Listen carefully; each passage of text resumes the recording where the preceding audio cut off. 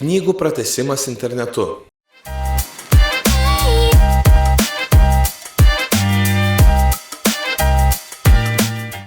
Apsilankykite Lietuvos integralios bibliotekų informacijos sistemos interneto svetainėje į biblioteka.lt. Spauskite nuorodą Prisijungti, esančią viršutiniame dešiniajame kampe. Įveskite savo bibliotekos skaitytojo pažymėjimo numerį ir slaptažodį. Prisijungę prie savo paskyros pamatysite sąrašą knygų, kurias šiuo metu esate pasiskolinę. Sąraše bus rodoma informacija apie kiekvieną knygą, įskaitant pavadinimą, autorių, išdavimo datą ir grąžinimo terminą.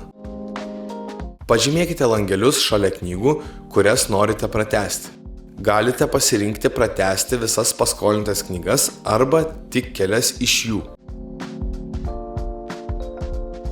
Kai pasirinkote norimas pratęsti knygas, spustelėkite Pratęsti. Sistema patikrins, ar pasirinktas knygas galima pratęsti. Jei pratęsimas galimas, pamatysite pranešimą, patvirtinantį, kad knygos buvo pratęstos.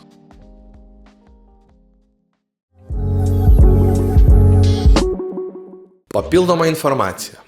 Knygas galima pratęsti ne daugiau nei 2 kartus, išskyrus atvejus, kai bibliotekoje nėra kitų norinčiųjų jas skolintis. Jei knyga yra rezervuota kitam skaitytojui, jos pratęsti negalima.